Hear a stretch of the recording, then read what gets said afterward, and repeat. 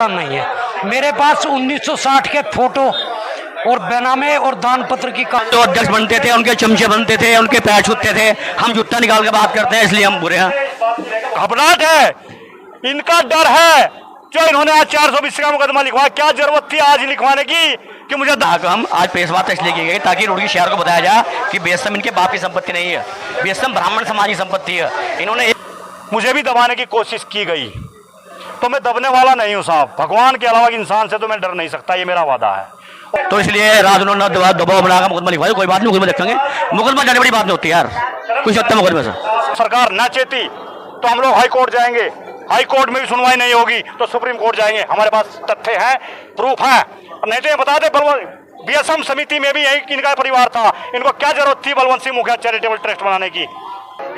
हम इसलिए आगे आए हैं क्योंकि जो उसमें काम करते हैं, जो उसमें रहते हैं, जिसमें काम करते हैं, उन्हीं सबका उत्पीड़न हो रहा है। सब पर फर्जी मुकदमे सम्राट जी को। आज भी मुझे पता चला, मुझे हंसी भी आ रही है कि इन्होंने 420 का मेरे खिलाफ मुकदमा लिखवाया। बहुत अच्छी बात है, लेकिन आदमी को जिनके घर शीशों के होते हैं उन्हें किसी के घरों पे पत्थर नहीं मारने चाहिए।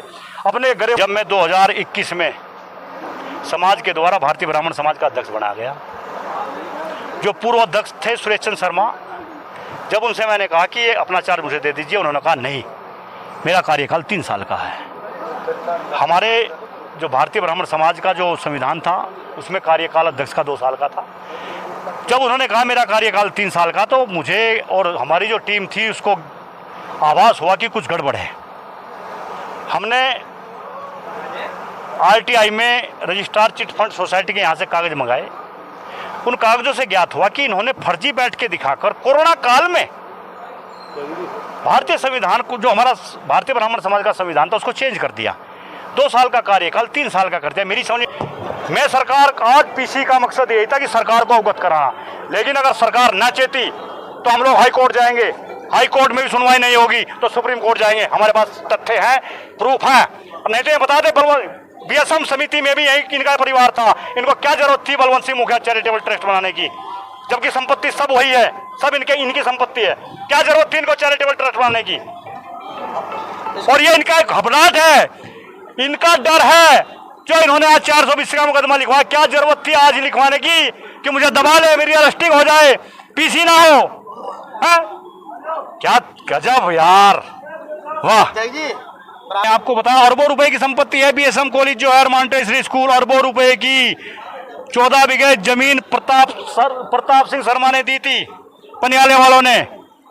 उस पर एक ठेके पर दे रखा हो 14 बीघे जमीन उन्होंने। पनियाले के ब्राह्मणों से पूछ सकते हो आप, उसकी संपत्ति, उसका पैसे का कोई हिसाब नहीं। रोड के ऊपर लगभग 60-70 दुकानें हैं, उनके किराए का कोई हिसाब नहीं साहब।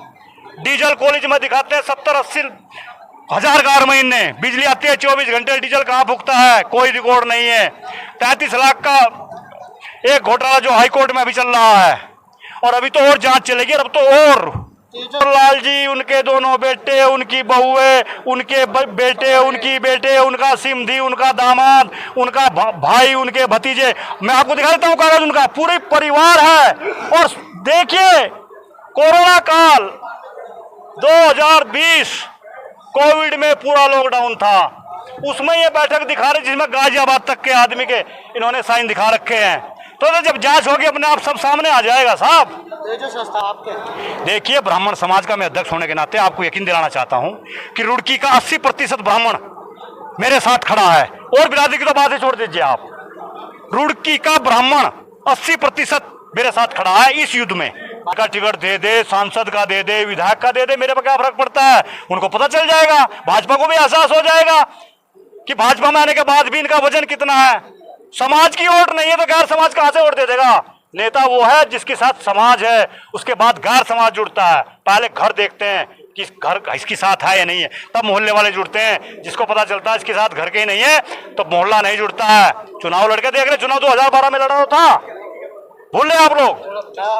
इतना तो स्टाफ है, इतना तो बीएसएम का स्टाफ है, जितनी वोट मिली थी इनको।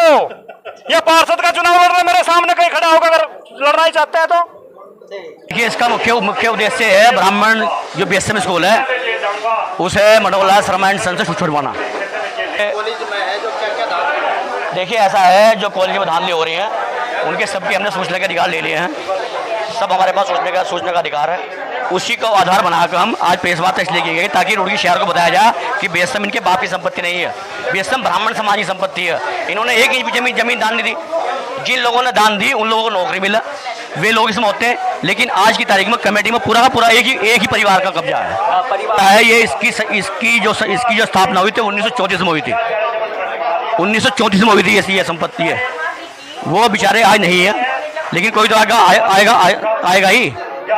हम इसलिए आगे आए हैं क्योंकि जो उसमें काम करते हैं, जो उसमें रहते हैं, जिसमें काम करते हैं, उन्हीं सबका उत्पीड़न हो रहा है। सब पर फर्जी मुकदमे। सम्राट जी को 9 महीने की जेल करा दी, फर्जी मुकदमे। अनिता जी का कोई स्टूडेंट को चल रहा है। तो अध्यक्ष बनते थे, उनके चमचे बनते थे, उनके पैर छूटते थे। हम जूता निकाल के बात करते हैं, इसलिए हम बुरे हैं। आगे की रणनीति अभी आपने बताया, इनके खिलाफ 420 का मुकदमा लिखा गया। कल उनके खिलाफ एक होर्डिंग चिपकाए गए थे शहर के अंदर, तो इसलिए रात उन्होंने दबाव बनाकर मुकदमा लिखवाया। कोई बात नहीं, मुकदमा देखेंगे। मुकदमा जाने बड़ी बात नहीं होती यार, कुछ हत्या मुकदमे से। अध्यक्ष जो है हमारे सतीश शर्मा जी हैं, हम उनके साथ हैं। और रुड़की शहर का ब्राह्मण समाज उनके साथ है। उनकी गलत नीतियों का, उनकी गुंडागर्दी का जवाब देने के लिए सब साथ हैं। कोई योगदान नहीं है, कोई योगदान नहीं है। मेरे पास 1960 के फोटो और बेनामे और दान पत्र की कॉपी रखी हुई है। जो पनियाले के 4 आदमी थे, उनके नाम मुझे अभी ध्यान नहीं है, शायद उनमें रतन सिंह, प्रताप सिंह कुछ नाम था उनका। उन्होंने संपत्ति दे करके दान में तभी ब्राह्मण संस्कृत महाविद्यालय खड़ा किया था, समझे नहीं। उनके वंशज आज भी हैं। उनको जो है, उनको अगर वो इस बात को उठाने का प्रयास करते हैं तो उनको दबा दिया जाता है। आज इसमें अब से नहीं, ये लगभग पिछले 20 साल से यही चल रहा है। आपको शायद ध्यान नहीं है, इसमें एक बार मैनेजमेंट में जो है राजेश्वर प्रसाद शर्मा हमारे यहाँ अधिवक्ता है मोहल्ले के, वो प्रबंधक हो गए थे। उनके ऊपर 10 मुकदमे इकट्ठे किए गए। मुझे व्यक्तिगत रूप से कहा गया कि साहब उनके खिलाफ मुकदमा लिखवा दिया, आप जो है आप इसमें गवाही देंगे। मैंने हाथ जोड़ लिए थे, मैंने कहा भाई मुझे इस बीच में मत घसीटो। और लाल शर्मा की जो एंट्री हुई है वो तो सामाजिक संस्था थी, उसमें चुनाव के जरिए से जिस तरह से 10 आदमी इकट्ठे होते हैं, उनको जो है कि भाई आपको जो है आपको अध्यक्ष बना दिया, जैसे हमारे सतीश शर्मा को अध्यक्ष बना दिया। मनोहर लाल शर्मा जी को उसी दायरे में, उसी तरीके से समाज का हित को देखते हुए उस समय अध्यक्ष बनाया गया था, प्रबंधक बनाया गया था। लेकिन उस प्रबंधक समिति का, उस सब का उन्होंने नाजायज फ़ायदा उठाते हुए सब लोगों को अवॉइड किया, समाज को एक तरफ रख दिया और अपनी जो है जेब की संस्था उन्होंने बना दी। 2007 में मैं नियुक्त हुआ यहाँ हिंदी विभाग में। डॉक्टर सम्राट शर्मा मेरा नाम है और सम्राट सुधा के नाम से आप लोग जानते हैं। 2014 में यूजीसी से एक फ़ंड आता है 33.10 लाख रुपए का। उस फंड के संदर्भ में जो सिग्नेचर करने हैं वो प्रोफेसर्स को करने हैं वेरिफिकेशन के। इन लोगों ने हमसे कोरे कागजों पे कहा कि आप इन पे साइन कीजिए कि क्या खरीद हो चुकी है। हमने कहा जो प्रोक्योरमेंट रूल है अपना उत्तराखंड शासन का, क्या आपने खरीदारी उस अनुसार की है? जो आपने सामान मंगाया है वो आप हमें वेरीफाई कराइए।